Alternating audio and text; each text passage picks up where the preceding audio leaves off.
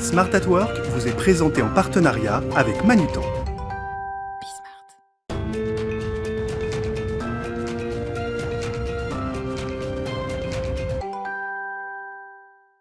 Bonjour à tous, bienvenue dans Smart at Work, votre émission mensuelle autour du concept du bien travailler. Alors ce mois-ci, on s'intéresse à l'efficience et à la performance. Deux concepts évidemment mis à rude épreuve pendant la crise. Comment maintenir la performance quand on a finalement aussi peu de visibilité? Comment mesurer l'efficience des entreprises? Quels sont les leviers pour améliorer la performance sans négliger la place de l'humain? Autant de questions auxquelles on va tenter de répondre avec mes invités dans Smart at Work.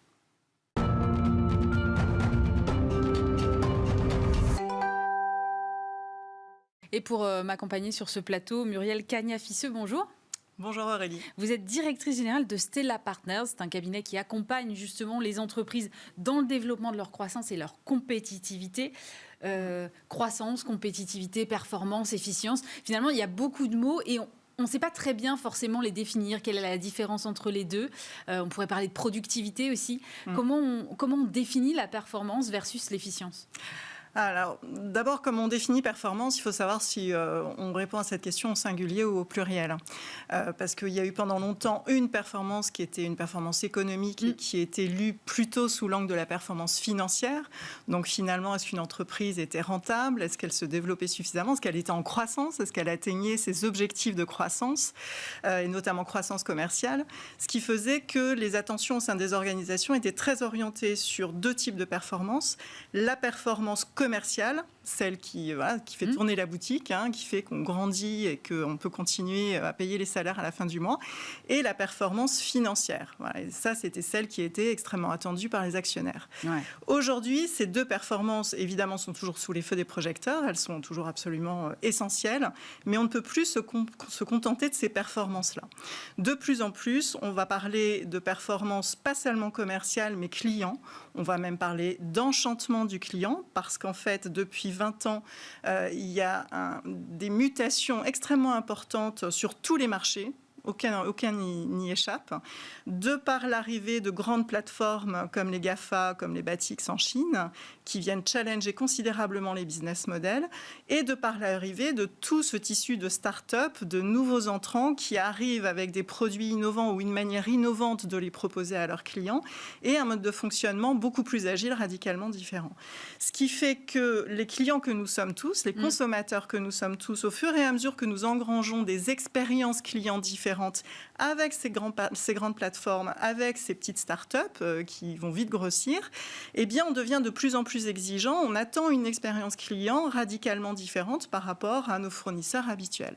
Et par exemple, à partir du moment où Amazon nous habitue à être livré d'à peu près n'importe quel produit, à peu près n'importe où sur le territoire, en moins de 24 heures, voire en moins de 2 heures en zone urbaine, on ne comprend plus pourquoi, quand on demande un renseignement, quand on commande une nouvelle carte bancaire, quand on veut faire une acquisition quelle qu'elle soit, on doit attendre 1 semaine, 2 semaines, 3 semaines, voire davantage. C'est plus possible du tout.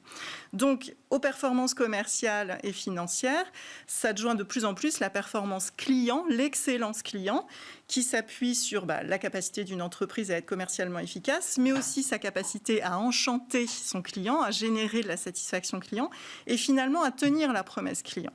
Et ça passe par ce qu'on appelle la performance opérationnelle, justement, être capable de tenir la promesse client au lieu donné, avec un produit qui correspond à la commande en bon état.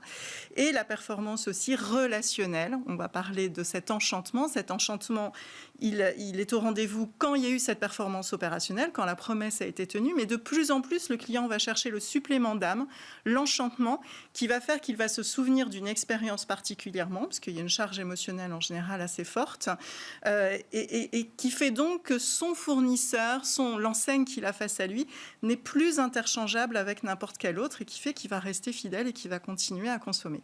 Et la dernière performance qu'il faut adjoindre, c'est la performance de plus en plus sociétale et environnementale, évidemment avec les enjeux environnementaux de décarbonation de l'économie. Les fameux critères ESG. Absolument, absolument. Ces considérations deviennent de plus en plus importantes. Le côté aussi inclusif qui va aller beaucoup plus sur des performances sociétales. Tout cela fait que la performance aujourd'hui au sein de l'organisation s'appréhende au pluriel. Alors c'est intéressant parce que ces mutations profondes qui se font au niveau de la performance attendue se font en parallèle avec une évolution majeure apportée par la pandémie, qui est un changement radical des critères de compétitivité d'une entreprise et de ceux qui vont peser. Il y a deux grands types de compétitivité, on va dire, au sein d'une organisation. Il y a la compétitivité coût et la compétitivité hors coût. La compétitivité coût, aujourd'hui, elle est vraiment très fortement mise à mal par la crise. Pourquoi ? Parce qu'on entre dans une période d'inflation et notamment d'augmentation du prix de l'énergie et des matières premières. Donc ça va peser lourd au sein des entreprises. Il y a aussi une tension, et notamment sur les secteurs en tension au niveau RH, sur les salaires. Donc là aussi, on va avoir une tension de plus en plus forte sur le coût salarial, sur le coût des ressources humaines. Donc on voit que là, il y a deux facteurs parallèles qui arrivent, qui sont évidemment étroitement liés, mais en tout cas qui sont en train de peser de plus en plus au sein des organisations et qui font que non seulement il va falloir y faire face, mais en plus il va falloir chercher comment on peut générer de la compétitivité autrement. Et du coup, on va aller beaucoup plus du côté de la compétitivité hors coût, qui était déjà au cœur des attentions précédemment, mais qui va l'être par nécessité davantage encore aujourd'hui. Alors, on parle beaucoup d'innovation dans la compétitivité hors coût, qui est absolument indispensable, et toute la digitalisation aujourd'hui de l'économie en est évidemment un facteur très important. Mais il n'y a pas que l'innovation, il y a aussi la performance opérationnelle, c'est-à-dire la capacité justement à rationaliser la manière dont on conçoit et dont on produit et dont on livre un produit ou un service à un client final, qui fait que c'est fluide, qui fait qu'on ne génère pas de non-qualité, de défauts, de retours, de services après-vente, et qui va à la fois enchanter le client parce qu'on est capable de tenir la promesse, et en plus qui va générer le moins possible de coûts de non-qualité. Voilà. Donc on a cette innovation, cette performance opérationnelle, cette qualité finalement, et puis un pan aussi très important de compétitivité hors coût, c'est tout le pan qui concerne les collaborateurs. Voilà. Et c'est pour ça que non seulement on parle d'expérience client de plus en plus, elle est au cœur des stratégies des entreprises aujourd'hui, mais on parle de plus en plus d'expérience collaborateur et d'enchantement des collaborateurs. Et quand on est de surcroît sur un marché en tension qui manque de compétences, eh bien, il faut être de plus en plus dans cet accompagnement. Et là où on prêchait parfois un peu dans le désert, quand on disait il y a quelques années avec d'autres experts que la satisfaction collaborateur, c'était important parce que c'était un motif de fidélité et d'engagement au quotidien. Parce qu'il ne suffit pas d'être présent dans son entreprise le matin à 9h. Il faut aussi être engagé, il faut aussi avoir envie de s'impliquer, de bien servir son client, qu'il soit interne ou qu'il soit final. Il faut avoir envie aussi d'innover. Voilà. Donc, la performance aujourd'hui, enfin, plus ça va aller, plus elle va s'appréhender au pluriel et plus seulement au singulier. Et plus la performance financière, qui était quand même pendant longtemps au cœur de toutes les stratégies et des préoccupations, elle ne devient pas secondaire, elle reste indispensable, mais il va falloir y adjoindre d'autres types de performances. Merci beaucoup Muriel Cagna-Fisseux, vous restez avec nous, on va poursuivre cette discussion maintenant que vous avez posé le cadre.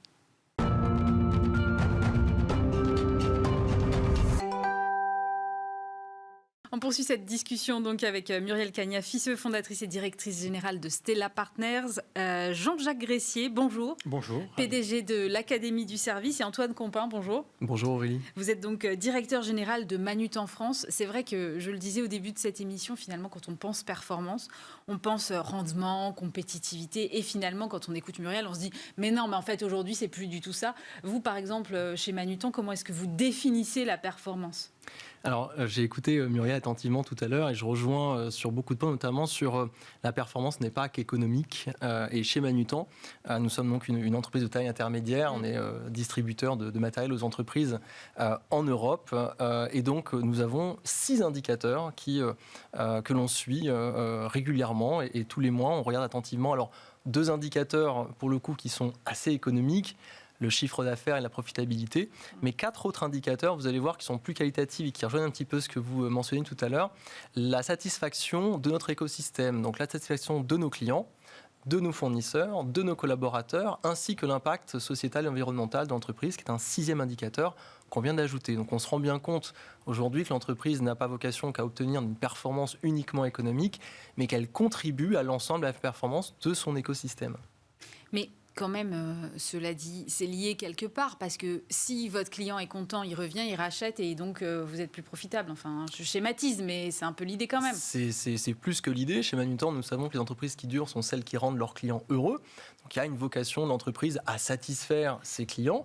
On voit bien que c'est un cercle extrêmement vertueux. Ce qu'on défend, nous, c'est le bien travailler. Le bien travailler, c'est l'adéquation entre la performance économique et l'épanouissement de son écosystème. Dans l'écosystème, on a ses collaborateurs. Donc on va évidemment favoriser l'épanouissement et le développement de nos équipes, mais aussi l'impact que l'on a auprès de nos clients, de nos fournisseurs. Et aujourd'hui, on rajoute cette notion environnementale et sociétale. Donc on travaille tous et on contribue à ce que l'écosystème aujourd'hui performe. Jean-Jacques Gressier, j'ai vraiment l'impression que dans ces enjeux de performance, aujourd'hui, on a donc le client qui est au centre. Comment est-ce que vous appréhendez cette question ? Tout à l'heure, Muriel parlait d'enchantement client. Oui, je crois que Muriel a raison de parler aujourd'hui. Les entreprises qui font la course en tête sont celles qui à la fois travaillent sur l'enchantement client, et ça a été très très bien dit tout à l'heure, mais qui vont travailler aussi sur comment j'ai les collaborateurs les plus engagés. Et en fait, on a par moment, par rapport à ce qui vient de dire, opposé, je crois, à un moment, la performance financière, la satisfaction client, la satisfaction des collaborateurs. On a opposé ces concepts, et je crois que la crise a accéléré le fait d'être capable de les rapprocher. On ne sortira du marasme dans lequel on est encore un peu aujourd'hui qu'en réconciliant toutes ces dimensions. Quand on regarde bien les mutations auxquelles on est confronté aujourd'hui, le digital a été accéléré par la crise. Mais ce digital, il est porteur tous les jours de nouveaux services, de nouvelles satisfactions clients. Donc ça, on voit bien que la digitalisation participe de la satisfaction des clients. Mais on a bien vu aussi que cette crise, elle a augmenté la vision d'un monde incertain. On vit tous dans un monde incertain, et dans ce monde incertain, il a fallu redonner du sens. Il faut redonner du sens à l'emploi de nos collaborateurs, et parfois aussi redonner du sens à le fait de me choisir comme fournisseur ou de ne pas me choisir. Le sens, il a aussi permis de revaloriser des métiers de service. Souvenez-vous, au moment où on s'est tous fait confiner, on s'est mis à applaudir les infirmières et les médecins tous les soirs et à offrir le café aux éboueux. Et aujourd'hui, dans le train, pour vous, quelle est la personne qui vous rend le service qui est la plus importante ? Je pense que c'est sa personne qui nettoie les toilettes. Donc on voit bien que la crise, elle a changé la vision qu'on a du monde, et la vision de... Aujourd'hui, ce qu'on veut, c'est des gens qui nous rendent service. Donc c'est ça aussi qui a participé d'une mutation importante. Et la peur de la crise sanitaire a aussi participé. Donc pour moi, il y a trois dimensions. Il y a la mutation digitale du monde, il y a la mutation par rapport à un monde incertain, et en troisième lieu, il y a la peur sanitaire, qui est quand même, on est tous habités aujourd'hui par cette peur. Et cette peur sanitaire, elle a augmenté la conscience, je pense, de chacun de nous, peut-être de fois différentes, de l'importance de sauver la planète. Si j'ai peur pour moi, j'ai peur pour la santé, j'ai peur pour le monde, j'ai peur pour la planète. Donc ces trois dimensions viennent de changer ce qu'était la performance de l'entreprise, où effectivement aujourd'hui elle est multidimensionnelle, mais elle est aussi en voie de capacité à réconcilier ces différentes dimensions et d'arrêter de les opposer. C'est pas parce que j'enchante mes collaborateurs que j'enchante pas mes clients, au contraire. Vous voyez, avant on opposait les choses. Nous on dit c'est pas ou, c'est et.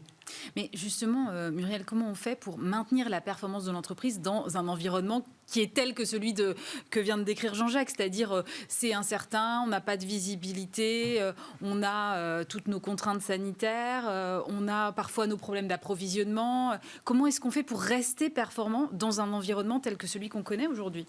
Alors Jean-Jacques a prononcé un mot qui est fondamental, c'est le sens. La toute première réponse à cette question, c'est continuer à donner du sens ou en redonner quand on l'avait un peu perdu. C'est ça qui fait qu'on a envie de s'engager.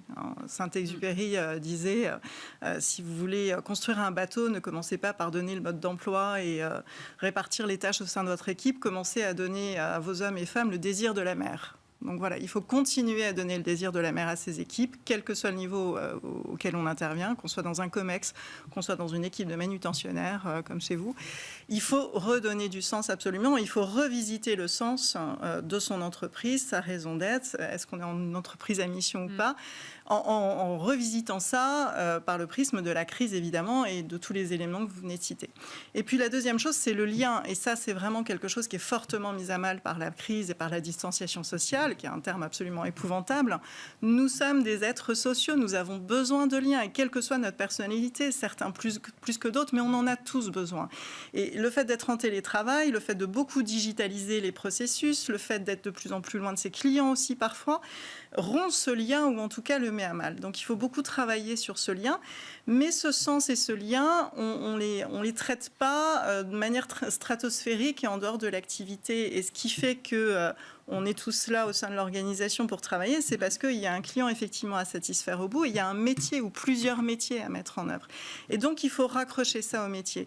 Et aujourd'hui, ce qui fait qu'on a envie de venir dans une entreprise quand on est un jeune diplômé ou quand on est en mobilité, en étant un peu plus âgé, qu'on a envie d'y rester, qu'on a envie de s'engager au quotidien, c'est la fameuse qualité de vie au travail ou le bien-être au travail, qui étaient des thèmes qui étaient très à la mode avant la crise, dont on entend un peu moins parler aujourd'hui, mais on sent bien que ça revient quand même un peu avec cette fameuse symétrie des attentions, cette fameuse expérience collaborateur ou l'enchantement du collaborateur. Mais l'enchantement du collaborateur et le bien-être au travail, c'est pas le petit-déj gratuit comme dans certaines entreprises californiennes. D'autant plus quand on est en télétravail. C'est pas le baby-foot à la cafette. Évidemment, s'il y a des colos pour les enfants, des bons chèques cadeaux à Noël, effectivement, tout le monde est content, c'est la cerise sur le gâteau. Mais l'essentiel du bien-être au travail, c'est deux choses. La première, c'est justement cette qualité opérationnelle, cette efficience du flux au sein de l'organisation qui fait qu'on n'est plus seulement en silo, mais que les gens communiquent entre eux et qu'on va s'organiser les uns avec les autres pour satisfaire le client final, pour tenir la promesse client. Si je viens travailler le matin et que je sais que je vais disposer des moyens, des informations, des outils, des ressources nécessaires pour bien travailler, pour bien accomplir ma mission, je suis content d'arriver. Si j'arrive le matin et que je sais que je vais avoir des applications qui vont bugger, ça va ramer, et puis on ne me donne pas les bonnes infos, et puis j'ai pas ce qu'il faut pour travailler, forcément je suis en frustration dès que j'arrive et donc j'ai pas envie de m'engager. Et le deuxième levier du bien-être au travail, c'est la qualité du lien managérial. C'est est-ce que je suis en confiance avec ma ligne hiérarchique? Est-ce que je suis reconnue? Est-ce que je sais que je serai soutenue et aidée si j'en ai besoin? Est-ce qu'on va m'apprendre des choses? Ça, c'est un levier de motivation extrêmement important, l'apprentissage. Et en plus, c'est bien parce que non seulement ça nourrit l'engagement personnel, mais en plus, ça nourrit la richesse de l'entreprise. Une entreprise qui est performante, pour revenir au sujet, c'est une entreprise qui apprend tous les jours et dans tous les domaines. Et c'est comme ça qu'elle reste au top niveau, qu'elle se hisse au top niveau et qu'elle y reste. C'est parce qu'elle va continuer à apprendre tous les jours. Et donc voilà, est-ce que je vais avoir une ligne hiérarchique qui me donne des perspectives, qui m'apprend des choses tous les jours et qui m'accompagne? De l'apprentissage de l'entreprise à la digitalisation, je pense et l'innovation, je pense que ce sont des sujets qui sont très prégnants chez vous, par exemple chez Manutan.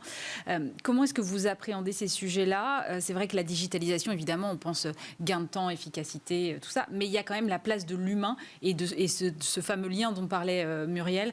Où est-ce qu'on met la balance? Alors, la digitalisation, en fait, elle permet plein de choses.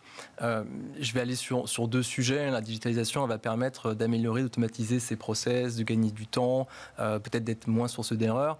Et puis, elle va permettre d'accélérer les transferts d'informations qu'on a avec un fournisseur ou un client, comme par exemple une commande, une facture ou une réclamation. Donc, vous voyez que ça améliore toute une série de process et de qualité d'information, mais ça va surtout permettre d'allouer du temps pour faire autre chose. Et c'est ça qui est intéressant parce que c'est ce qu'on appelle communément des tâches à moins de valeur ajoutée. C'est-à-dire que j'ai une commande que je récupère et je la ressaisis dans un autre système d'information. Le fait de ne plus avoir à faire cette tâche-là va permettre de passer du temps qui, pour le coup, a de la valeur ajoutée pour nos clients, qui sont en demande, Muriel le disait, d'autres choses, d'autres services plus qualitatifs et qui évoluent d'ailleurs quasi quotidiennement, où on va pouvoir allouer du temps, par exemple, aller plus profondément sur des besoins pour qualifier un devis. On va aller pouvoir plus loin sur un projet qu'on va mieux comprendre, mieux qualifier pour pouvoir mieux y répondre. On va pouvoir accompagner un client sur un conseil sur un produit, par exemple. Donc, toute cette digitalisation-là permet ça. Ce qui est important, c'est comment est-ce qu'on accompagne les équipes pour aller dans le sens de cette transformation, puisqu'on voit bien que les compétences ne sont pas les mêmes. L'entreprise apprenante, qui est un terme que vous avez à peu près employé tout à l'heure, c'est quelque chose qui naît aussi par le développement de chacun de nos collaborateurs. Comment faire pour que nos collaborateurs aient accès à des compétences différentes, qu'ils se développent, qu'ils s'épanouissent et qu'ils aident surtout l'entreprise à continuer sa transformation. Un exemple, nous avons chez Manutan, au cœur de notre campus, un bâtiment qui s'appelle l'Université, qui est vraiment à l'équidistance de l'ensemble du campus sur lequel nous sommes, à Gonesse. Cette université permet à chaque collaborateur de se développer par des formations, qu'elles soient collectives ou individuelles, qui vont lui permettre d'acquérir de nouvelles compétences. Et c'est quelque chose d'extrêmement vertueux et qui accompagne l'ensemble de l'entreprise. Donc la digitalisation permet aussi en fait ce développement de compétences. On a parlé du client, on a parlé évidemment du collaborateur. Reste quand même que le client, il attend aussi une qualité et deuxièmement un prix qui lui soit convenable. Est-ce qu'il y a encore la place aujourd'hui pour des prix très bas, comme on a pu le voir pendant un temps, où finalement, vous citiez Amazon tout à l'heure, Muriel, c'est vrai que l'idée c'était de faire du volume avec des prix bas. Est-ce qu'aujourd'hui il y a un retour à l'équilibre, Jean-Jacques Gressier, sur qualité-prix ? Alors, on voit aujourd'hui que les concepts d'offres de produits et services à bas coût se développent bien. Mais quand on parle de qualité de service, on ne parle pas de ça. On parle toujours de l'écart qu'il y a entre la promesse que je vous ai faite, qui peut être une promesse de produits de luxe, une promesse de produits pas chers, mais quel écart il y a entre la promesse que je vous ai faite et le service que je vous apporte. La qualité de service, ce n'est pas l'évaluation du prix, c'est l'évaluation de l'écart entre ma promesse et ce que je vous dis. Je peux très bien travailler sur la qualité de service et être le champion du monde dans un magasin qui distribue les produits les moins chers du marché. Les magasins qui font la guerre... C'est réconciliable ça, parce qu'il y a quand même un coût du service. Alors, c'est réconciliable parce qu'effectivement, vous parliez de digitalisation, mais nous, on parle toujours de l'harmonie entre la digitalisation et l'humain. À chaque fois que je digitalise, effectivement, ça me permet de faire des économies dans la production du service, mais ça me permet aussi de réinvestir du temps dans la relation. Et c'est pas parce que beaucoup d'entreprises aujourd'hui digitalisent, font des économies de coûts de production, mais remettent une grande partie de ces économies dans le cadre de la relation client. Donc on ne peut pas poser une démarche qui voudrait satisfaire une demande de service à bas coût. Vous pouvez très bien prendre un avion low cost et attendre quand même une qualité relationnelle qui vous respecte, où vous êtes reconnu comme un être humain. Ce n'est pas parce que vous êtes dans le low cost que vous êtes un numéro. Nous, on a travaillé avec McDonald's sur tous les restaurants de France. On voit bien que c'est quand même une entreprise qui a quand même... C'est quand même la restauration que peuvent se payer, on va dire, tous les Français. C'est le restaurant des familles de France, on peut le dire comme ça. Quoi qu'on pense du hamburger, c'est quand même ça leur approche. Mais quand on a travaillé avec McDonald's, on a travaillé sur le fait de dire on doit arrêter de considérer nos clients comme des numéros. On doit les accueillir comme une famille et on doit même aller les servir à table. Donc, faut pas opposer. On ne peut plus opposer aujourd'hui la notion de bas prix ou la notion de ce service à pas cher avec la notion de relations humaines, de qualité de service et de satisfaction. Dans tous les cas, ce qui fera l'expérience client, c'est le souvenir émotionnel que le client garde de son expérience avec vous. Mais vous pouvez très bien avoir une expérience émotionnelle très satisfaisante pour un service à pas cher parce que vous aviez décidé que ce service, vous ne vouliez pas le payer cher, mais ce n'est pas parce que vous avez décidé d'y mettre moins d'argent que vous accepteriez d'être traité comme un numéro ou d'être maltraité. Donc une entreprise low cost qui ne traite pas bien ses clients, elle meurt. Mais alors qu'est-ce qui est le plus important, Muriel ? C'est la qualité de service ou la qualité produit ? Mais les deux vont ensemble. De toute façon, dès lors qu'une entreprise a une culture de qualité, elle l'applique aux produits et aux services. Ce qui est difficile dans les entreprises, souvent quand elles sont dans cette mutation justement vers l'expérience client, vers l'enchantement client, c'est que quand on fait des gains de productivité sur un processus donné, comme il y a quand même un très fort conditionnement tayloriste des élites économiques et notamment des dirigeants de société, on a envie de profiter de ces économies, de cette productivité générée par la rationalisation pour gagner en profitabilité. Mais oui. Donc, quand j'entends un dirigeant comme celui qu'on est aujourd'hui avec nous, qui s'exprime en disant nous c'est génial parce que quand on fait des gains de productivité, directement on l'investit sur les collaborateurs. Moi je bois du petit lait, mais je peux témoigner que c'est pas encore le cas dans tous les comités exécutifs et tous les codires de France ou d'Europe. Donc voilà, c'est ça la mutation qu'on a. Là on a un précurseur en fait avec nous, il faut en être conscient. Voilà, quand on regarde cette émission et qu'on n'est pas dans les entreprises tous les jours, il faut être conscient quand même que tous les boards ne résonnent pas encore tout à fait comme ça. Même si ça commence à arriver pas mal dans le discours, mais dans les faits, c'est plus compliqué. Alors après, comment on réconcilie les deux ? Ce qui est intéressant, c'est que dans ces démarches de satisfaction et de performance, notamment opérationnelle et client, on est dans des cercles vertueux. C'est-à-dire que plus on est performant pour fabriquer son produit, moins on génère de coûts de non-qualité, donc moins on génère de coûts. Plus on est performant d'un point de vue relationnel, dans son expérience client, plus on fidélise le client, plus il a envie de s'équiper chez vous. Et plus il va être prescripteur en plus. Ouais. Donc ça va aussi servir à la croissance. Et plus on est dans la performance collaborateur, plus le collaborateur s'engage tous les jours. La productivité d'un individu, c'est l'envie qu'il a de travailler. On peut venir au bureau ou être en télétravail et se connecter et faire toute autre chose, ou avoir l'esprit ailleurs et faire les choses de manière machinale. Et donc on n'innove pas, donc on ne fait pas d'amélioration continue. Donc voilà. Donc ce qui est intéressant dans ces démarches de performance, que ce soit produit opérationnel, service, un collaborateur, c'est qu'elles sont vertueuses. Dès lors que l'entreprise se les approprie, qu'elles sont bien incarnées par les dirigeants et par les lignes managériales, elles sont vertueuses et elles vont générer de la productivité, de la profitabilité qui va permettre de maintenir ses prix, voire de les baisser si le marché l'exige, si le niveau de concurrence l'exige. Alors Muriel, vous faites tout un tas de compliments, Antoine, en disant que vous êtes précurseur. Je ne sais pas si vous êtes précurseur, mais en tout cas, est-ce que ce n'est pas en lien aussi avec le type d'entreprise que vous dirigez, c'est-à-dire que c'est une ETI et qu'on parle souvent quand même de la performance des ETI? Alors, je ne sais pas si c'est spécifique aux entreprises, mais je vais aller sur un sujet, sur la qualité des produits et des services, qui, pour le coup, est quelque chose qui est très important pour Manutan. La qualité du produit a une autre vertu, je trouve, c'est que quand on va s'approvisionner, par exemple, sur des marchés asiatiques qui ont peut-être vocation à fournir des produits peut-être de moins bonne qualité, peut-être à un niveau de prix plus intéressant, on voit bien ici que quand on va chercher des produits made in Europe ou made in France, qui est quand même quelque chose sur lequel on se focalise nous aussi en tant que TI, parce qu'on a vécu quelque chose depuis 2 ans qui nous a amené et qui a catalysé vraiment ce phénomène-là, on va aller chercher des produits qui, par définition, sont de meilleure qualité, voire de très bonne qualité, mais qui peuvent aussi avoir un prix plus important. Et ça a une vertu aussi, c'est qu'un produit de bonne qualité va être plus simple à circuler dans une seconde vie du produit et à intégrer en fait une autre étape de la vie du produit qui va être potentiellement réparé ou réutilisé ou recyclé. Et là, on voit bien que plus un produit est de bonne qualité, plus il va être capable de rentrer dans cette seconde vie, dans ce second cycle de vie de ce produit-là. Donc, quelque part, on ne peut pas prendre en considération que le prix du produit.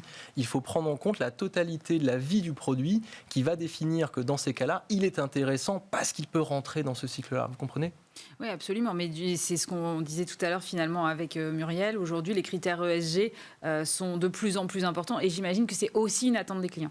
Alors, c'est l'attente des clients, puis c'est aussi une attente qui va au-delà, puisqu'aujourd'hui, on demande aux entreprises de plus de 500 employés d'avoir une performance extra-financière. Donc, on a beaucoup parlé tout à l'heure de rentabilité, de performance économique. On voit bien que dans extra-financière, il y a quelque chose encore un petit peu différent, où on va aller aujourd'hui sur le bilan carbone des sociétés. On va demander à chaque entreprise d'être au clair sur sa consommation en propre pour pouvoir en fait gérer son activité. Quel est mon bilan carbone quand je consomme pour mon activité et puis quelle est ma consommation d'énergie aussi pour fonctionner. Et on voit bien qu'en Europe, avec cette nouvelle directive, la directive CSRD qui arrive pour les entreprises de plus de 250 salariés, on va même aller sur ce qu'on appelle le scope 3. Donc on va vous demander de montrer ce que vous consommez comme énergie, comme carbone, votre empreinte sur les relations que vous avez avec vos fournisseurs et vos partenaires. Donc oui, il y a une vraie volonté d'avoir un angle extra-financière dans la performance et c'est ça qui rend vertueux aussi le fait de s'intéresser non pas qu'à sa propre entreprise, mais à tout l'écosystème qui est autour. Et on rejoint quelque chose que j'aime beaucoup, nous parlait Jean-Jacques tout à l'heure, c'est pas gagner contre, mais c'est réussir avec.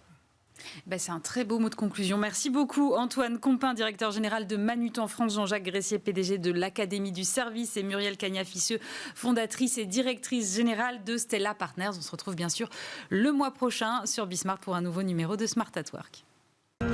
Smart at Work vous a été présenté en partenariat avec Manutan.